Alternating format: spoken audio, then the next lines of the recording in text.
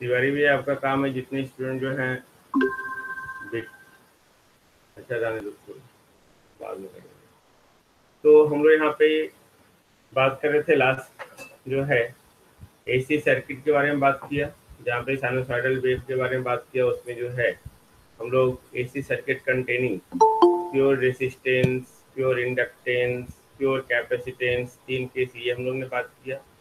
उसके बाद जो है AC circuit containing series RL circuit, series RC circuit, series RLC circuit, ये तीन केस बात किया। उसके बाद हम लोग जो है सातवां केस बात करेंगे जो ओके, वो है हमारा parallel circuit 7, 8, 9। Okay, case 7 AC circuit containing parallel RL element. Okay, I think no problem okay regarding this, नहीं ना। तो हम लोग यहाँ पे एसी अप्लाई कर रहे हैं। ओके, तो at first of all Vt equal to Vm sin omega t, equation first है ना। I think no problem, that is a pure sinusoidal wave. Okay, now for pure R, यानी कि pure जब resistance होता है तब क्या होता है। देखो प्योर आर में इसका करंट आई आर, इसके अक्रॉस वोल्टेज पैरेलल होने के कारण voltage same. All of you agree with me, parallel होने के कारण वोल्टेज सेम है ना। ये R, then V equal to I R into R. I think no problem. Okay, I R को हम लोग लिख सकते हैं 1/r इंटू वी, 1/r को हम लोग लिख सकते हैं G इंटू वी, जहाँ पे G क्या है हमारा conductance. Okay, conductance that is the reciprocal of resistance. All of you agree with this. Okay, अगर हम यहाँ इसका फेजर डायग्राम बात करें, अगर हम लोग फेजर डायग्राम बात करें, इन दैट केस जो है V और I दोनों क्या होगा, सेम फेज में होगा। गॉट इट, V और I दोनों सेम फेज में होगा। ऑल ऑफ यू एग्री और नॉट। ओके, यानी कि अगर ये V फेज है, उसी फेज में हमारा IR होगा, यानी कि V और IR के बीच में एंगल कितना होगा, 0 डिग्री होगा। Okay, now for pure inductance, pure L। Okay, pure L के लिए जो है अनंत नो एंगल, हाँ angle 0 degree, very good. Okay, now pure L के लिए ऑफकोर्स पैरेलल में वोल्टेज यहाँ भी सेम होगा और करंट इसमें फ्लो कर रहा है IL। इंडक्टेंस के लिए जो हम लोग लिखते हैं, all of you know V equal to G omega Li। I think all of you agree with me, नहीं आप फेजर रिप्रेजेंटेशन दे सकते हो इसको इस तरह से, नो प्रॉब्लम। ओके, नाउ हम लोग यहाँ पे I इक्वल टू जो है VY ओमेगा L भी लिख सकते हैं। ओके, 1/j को हम लोग -j भी लिख सकते हैं। ओके, एंड 1/ओमेगा L को जो है, या ओमेगा L को हम लोग एक्सेल लिखते हैं। All of you know XL equal to inductive reactance, inductive reactance XL equal to omega L। Okay, इसी को हम लोग लिखते हैं BL-V। Okay, IL equal to, जहाँ पे BL जो हम लोग बात करते हैं, BL हम लोग करते हैं inductive what susceptance. Okay, inductive susceptance, इसको ससेप्टेंस कहते हैं। जहाँ पे BL का वैल्यू जो होता है इसको हम लोग ये कहते हैं रेसिप्रोकल ऑफ रिएक्टेंस। बेसिकली हमारा ये होता है B equal to 1/x। Okay, तो BL इक्वल टू हो गया 1/XL, यानी कि omega L। All of you agree with me, just tell me. Okay, अब हम लोग जो है अगर इसका फेजर डायग्राम देखें तो ये हमारा भी है। ओके, तो प्योर इंडक्टर के केस में करंट वोल्टेज से क्या करता है, लीड होता है या लैग करता है? Just tell me. वोल्टेज से करंट लैग करता है ना, जय, लैग करता है। आईएल प्योर में 90 डिग्री से लैग करता है। This is the phasor representation. Okay, then हम लोग यहाँ पे बात कर रहे हैं simple for the parallel connection. ध्यान से देखेंगे, यहाँ पे पैरेलल कनेक्शन है, तो पैरेलल कनेक्शन में वोल्टेज क्या होगा, सेम होगा। जब वोल्टेज सेम होगा तो पैरेलल में आपको दिख रहा है करंट एडिटिव नेचर का है, I equal to I R plus I L लिख सकते हैं हम लोग, लिख सकते हैं ना। This is a phasor representation. Okay, I R equal to क्या लिख सकते हैं, जी भी, और आई एल इक्वल टू क्या लिख सकते हैं, माइनस जे बी एल भी, यानी कि I by V equal to G minus j B L लिख सकते हैं। ओके, आई बाई भी आपको याद होगा, वहां पे हम लोग लिखते थे inductive reactance, sorry inductive impedance V Y I को सीरीज में। वी वाई आई में अगर हमारा सीरीज आरएल सर्किट रहता था तो उसको हम लोग लिखते थे इंडक्टिव इम्पिडेंस। इसको क्या लिखेंगे, इंडक्टिव एडमिटेंस।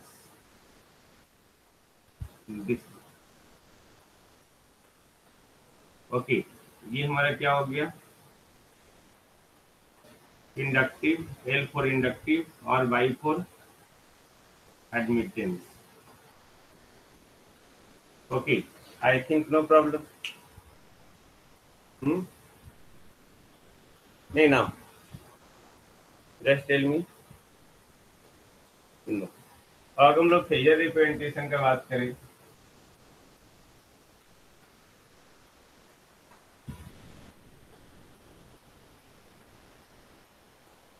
फेजर रिप्रेजेंटेशन का, अब सोचो वोल्टेज दोनों में कॉमन, वोल्टेज दोनों में सेम है हमारा। ओके, ये भी, ओके, भी के फेज में आई आर, ओके, भी से आई आर लैग कर रहा है, और इन दोनों का फेजर सम क्या है, रिजल्टेंट आई। ये आपको फाइव, इससे आपको क्या कंक्लूजन मिल रहा है, इससे कंक्लूजन क्या मिल रहा है, कि आई लैक्स भी बाई एंगल फाइव। ओके, अब सोचो ध्यान से, जब प्योर इंडक्टेंस था तो आई जो है वोल्टेज से लैग कर रहा था 90 डिग्री से। जब सीरीज आरएल था, ओके, तब भी आई वोल्टेज से लैग कर रहा था कुछ एंगल से। पैरेलल आरएल हो तब भी आई आपका जो है लैग कर रहा है कुछ एंगल से। इससे कंक्लूजन ये मिलता है कि for the inductive circuit current always lags the voltage, always. Okay, चाहे किसी तरह का कंडीशन हो, सीरीज कंडीशन हो, पैरेलल कंडीशन हो, that doesn't matter. Okay, current always lag the voltage. I think all of you agree.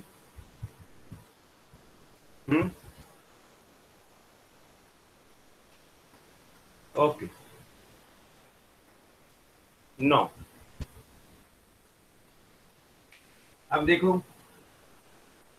अगर हम लोग फाइव को लिखना चाहें या बाई को लिखना चाहें, बाई हल तो हम लोगों को पता चल गया है ना, फाइव। ओके, देखेंगे tan फाइव, tan फाइव हम लोग क्या लिख सकते हैं, tell me anyone. tan five ये रेशियो डिवाइडेड बाय ये रेशियो, ये क्या है हमारा आई एल, ये आई एल, और ये क्या है आई आर, तो दोनों का मैग्नीट्यूड होगा।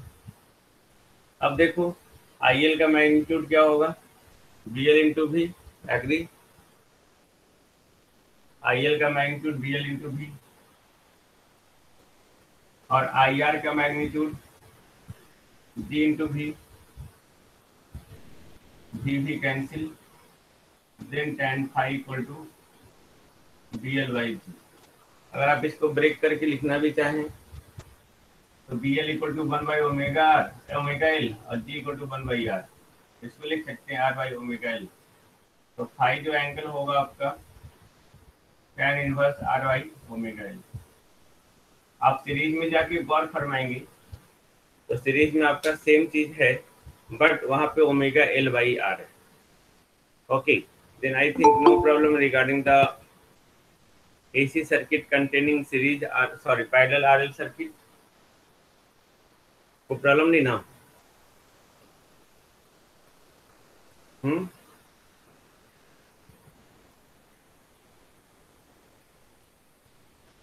Just write in the chat or tell me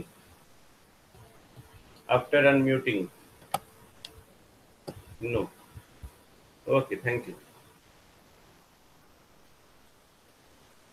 Okay. Any problem, Survi, Vivek, Tiwari, Vijay, Kulbhaskar? Any problem for other student? No. Ravi, thank you, thank you, thank you, Ashutosh. Now, अब हम लोग जो है AC circuit continue 8वां page देखना, parallel RC element.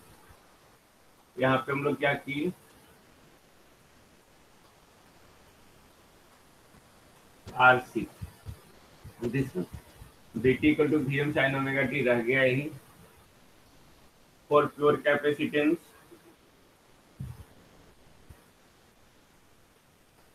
Capacitance, okay, pure capacitance के लिए क्या हो जाएगा, ऐसे हम डायरेक्ट लिख सकते थे I equal to j omega C V, सब जानते हैं नहीं? ओके, तो हम लोग जो है I equal to j omega C V रहने दिए, इसको हम लोग लिख सकते हैं आई सी इक्वल टू जे भी। हम लोग इसको जो लिख रहे हैं actually omega C that is the B C into V, this जहाँ पे बी सी क्या है आपका, B C that is the capacitive acceptance, of course reciprocal of reactance है ना। बी सी इक्वल टू क्या है, वन बाई एक्स सी, और एक्स सी आप जानते हैं एक्स सी इक्वल टू क्या होता है, वन बाई ओमेगा सी, यानी कि ओमेगा सी। तो हम लोग लिखे B C equal to omega C. I think all of you agree with me, just tell me yes और no. Okay okay, now parallel circuit है, वोल्टेज सेम होगा, current additive होगा, तो I R plus I C, I R का value G भी और I C का value J plus जे B C भी। ओके, तो आई वाई भी कॉमन हम लोग ले लेंगे, तो आई वाई भी ओके जी प्लस जे भी सी। आई वाई भी यहाँ पे कैपेसिटिव है, इसको लिख दिए बाई सी, वाई सी मतलब हट capacitive admittance, Y for admittance, C for capacitive, उसका वैल्यू जी प्लस जे बी सी। अब अगर लोग फेजर रिप्रेजेंटेशन करना चाहें है ना, फेजर रिप्रेजेंटेशन करना चाहें in that case voltage same है तो हम लोग वोल्टेज को रेफरेंस लेंगे यहाँ पे। वैसे रेफरेंस हमेशा जो है इलेक्ट्रिकल इंजीनियरिंग में याद रखेंगे, हम लोग हमेशा वोल्टेज को ही लेना प्रेफर करते हैं, क्योंकि वोल्टेज को ही हम लोग एक्चुअली जनरेट करते हैं है ना। देन ये भी के फेज में आई आर, ओके, भी से लीड कर रहा है आपका आईसी। अच्छा, फेजर रिप्रेजेंटेशन यहाँ लोगों ने नहीं देखा है, सॉरी। यहाँ देखो ये भी है तो प्योर कैपेसिटेंस है, तो इससे ये क्या करेगा, करंट लीड करेगा कितना एंगल से, 90 डिग्री से है ना। अब ये दोनों का कॉम्बिनेशन है तो ये सी हो गया, इन दोनों का फेजर सम क्या हो जाएगा, करंट आई जो मैंने यहाँ लिखा है, phasor sum, this is not the algebraic sum. Okay, मैं बार बार बोल रहा हूँ, this is not the algebraic sum. Okay, यहाँ पे 2, अगर आई आर 2 है और आई सी 3 है, तो 2 + 3 = 5 एम्पियर नहीं होगा, है ना। तो उसका वैल्यू क्या होगा? ओके, 2² + 3² का under root. All of you agree with me? Tell me. Okay, that is the resultant current. Okay, तो यहाँ पे ये फेजर सम है, तो यहाँ आपको दिख रहा है करंट वोल्टेज से लीड कर रहा है 5 एंगल से, तो ये लीड कर रहा है। ओके, करंट लीड्स भी बाय एन एंगल 5। अब हम लोग tan phi का वैल्यू निकाले, तो this divided by this perpendicular by hypotenuse, IC by IR। IC का मैग्नीट्यूड क्या होगा? BC भी cancel, BC by D। Okay, BC का वैल्यू क्या? ओमेगा सी, और G = 1/R, यानी कि हम इसको लिख सकते हैं omega C. Got it? This is the AC circuit containing current is a tensor quantity। नहीं, current is the phasor quantity. Tensor तो ऑलरेडी है ही, है ना, उसको हम लोग फिजिक्स में पढ़ लिए।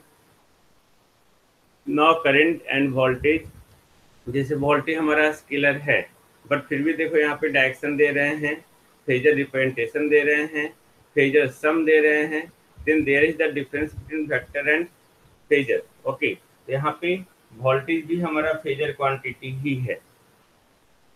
Okay, got it? बिकॉज ये जो हम लोग ऑप्टेन कर रहे हैं, ये हम लोग ऑप्टेन कर रहे हैं सर्किट से।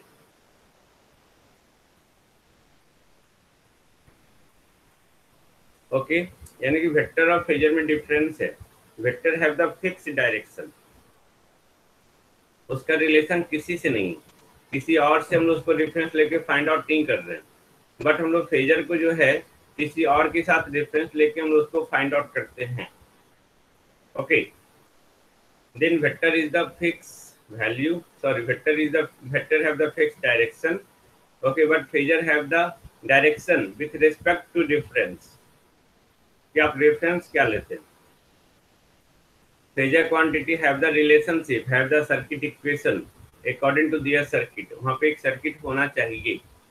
Got it? I think Tiwari Vijay. Okay, okay, now I think यहाँ पे कोई प्रॉब्लम नहीं है किसी को।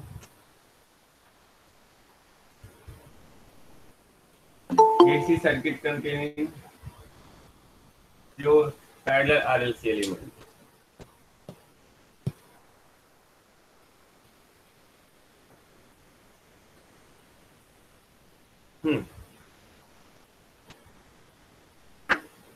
R बना हुआ है, C बना हुआ है हमारा, ये सब तो हम लोग पढ़ ही लिए हैं।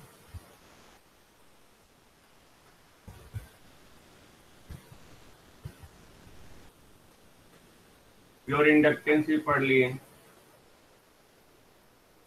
Four pure inductance. Pure inductance के लिए हम लोग का क्या आया था? IL = J ओमेगा L भी नहीं, यानी कि IL = जो आया था -J BL भी, आप लोग को याद होगा। यहाँ पे वोल्टेज ये आपका है रेफरेंस,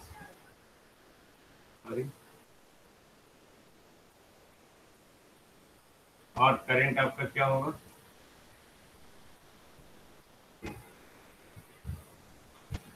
लैग करेगा 90 डिग्री। ये तीनों हम लोग स्टडी किए हुए पहले से। आई थिंक नो प्रॉब्लम, नहीं होना चाहिए, नहीं ना। पैरेलल में हमारा एलिमेंट है, एक इसको जोड़ देते हैं, मुझे आसानी हो रही है। ओके, नहीं तो मिटा मिटा के बाबा लिखना होगा। ओके, आइए। ओके, ना अब वोल्टेज सेम है, तो वोल्टेज सेम है तो तीनों करंट का फेजर सम होगा, जो भी होगा, होगा ना। ओके, तो आई आर का वैल्यू लिखा हुआ, आई सी का वैल्यू लिखा हुआ, आई एल का value minus j B L भी लिख सकते हैं। Tell me. Okay, I Y भी जब कॉमन लेंगे तो माइनस बी एल लिख सकते हैं। आई वाई भी हमारा यहाँ पे क्या है, Y. Okay, B C minus B L लिख सकते हैं। This is the admittance.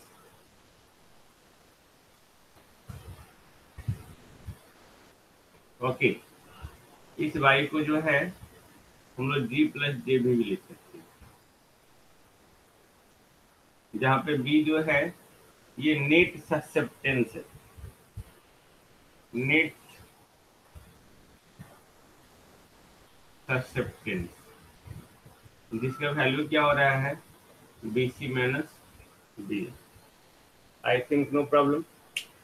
Just tell me, just right.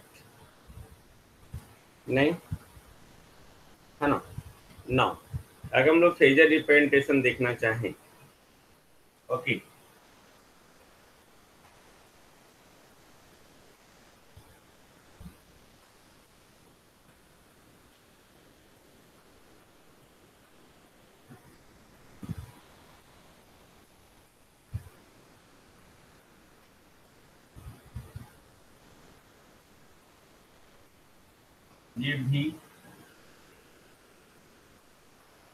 ये भी से आपका लैग कर रहा है आई एल,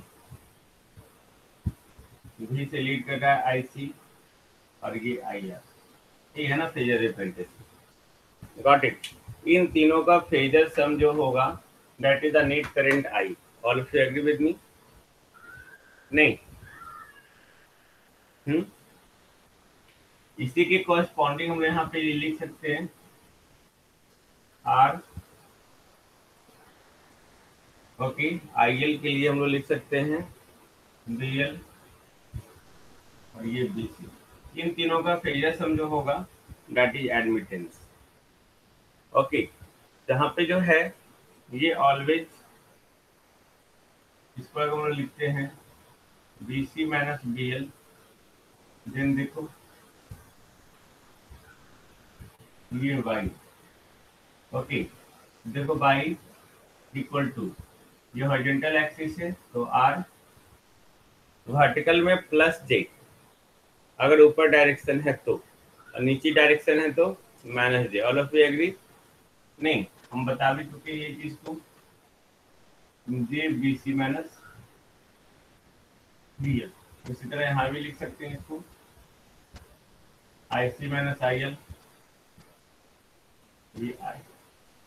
बट यहाँ पे क्या है कंडीशन, यहाँ पे तीन कंडीशन हो सकता है। कंडीशन क्या हो सकता है कि हम लोग यहाँ पे जो है बी सी और बी एल का वैल्यू क्या बराबर है, बी सी बी एल से क्या छोटा है या बड़ा है। ओके, तो उसके कॉरेस्पॉन्डिंग हम लोग तीन कंडीशन ले सकते हैं। देखो पहला कंडीशन, जब बी सी और बी एल बराबर हो, यानी कि बी का वैल्यू क्या हो, जीरो। नहीं, बी सी बी एल बराबर हो, B equal to B C minus B L, तो यानी कि जब बी का value zero.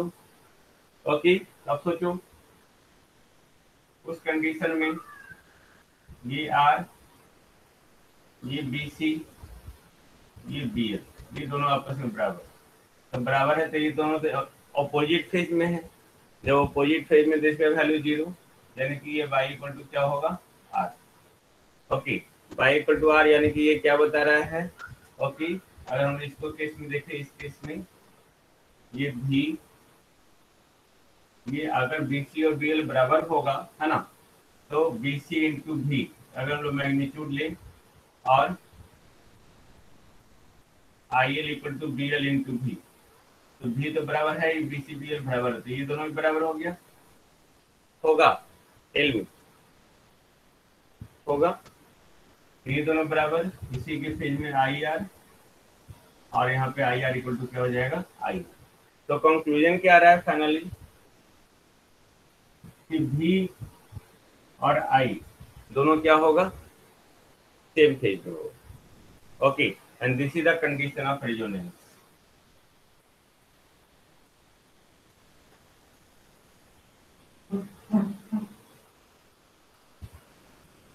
condition of resonance. In the case of parallel circuit, series RLC circuit में भी आपको आया होगा XL equal to XC, okay, जहाँ पे भी और आई जो है सेम फेज में है, यानी कि सर्किट प्योरली रेसिस्टिव है, ओके, यानी कि फाई एंगल 0 डिग्री है, then that is the condition of resonance. यहाँ पे भी जो है आपका पैरेलल आरएलसी सर्किट में जब BC इक्वल टू BL है या B इक्वल टू 0 है या बाई इक्वल टू R है, ओके, ये क्या इंडिकेट कर रहा है, सर्किट प्योरली रेसिस्टिव है। ये क्या इंडिकेट कर रहा है, आई और भी जो है सेम फेज में, यानी कि फेज एंगल कितना है, वो 0 डिग्री है, okay, then this is the condition of resonance. Got it. अब अगर BC ग्रेटर देन BL हुआ, BC greater than BL, okay, तो BC माइनस BL हो गया। यहाँ देखो करंट क्या हो रहा है, वोल्टेज से लीड कर रहा है, और जब करंट वोल्टेज से लीड करे तो सर्किट हमारा कैसा होगा, just right in the chat, capacitive या इंडक्टिव या रेसिस्टिव। करंट अगर वोल्टेज से लीड करे तो हमारा सर्किट कैसा होगा, नो एनीवन, सब सो गए क्या भाई, कैपेसिटिव, थैंक यू। यानी कि ये जब कंडीशन हो तो सर्किट कैपेसिटिव, ओके। अब अगर आपका जो है BL ग्रेटर देन BC हो तो सर्किट क्या होगा, inductive, like that.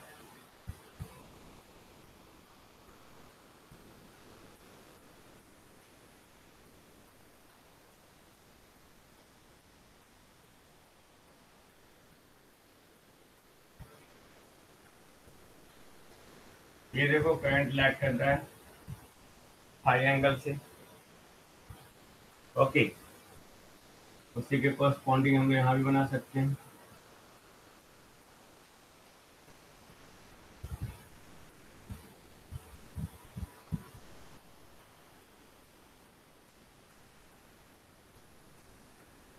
Z, okay, ये ऊपर है तो प्लस जे, और ये नहीं, सॉरी जेड नहीं भाई, और नीचे है तो minus j, then Y equal to R, R नहीं जी होगा ना, सॉरी आर लिखते यार,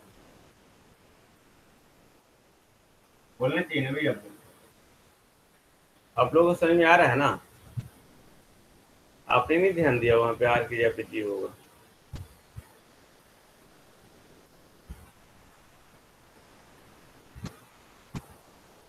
देन बाई इक्वल टू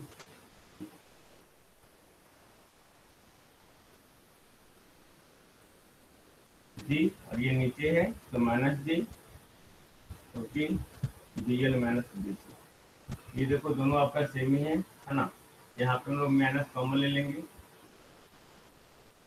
तो G minus J BL minus BC। ये बता रहा है कि चाहे कोई भी कंडीशन हो, चाहे सर्किट इंडक्टिव हो, कैपेसिटिव हो, हम लोग हमेशा लिख सकते हैं Y equal to G plus या G minus J BL minus BC या G plus J BC minus BL, okay. Then ये आपका जो है ये आपका हो गया, I think no problem, just tell me.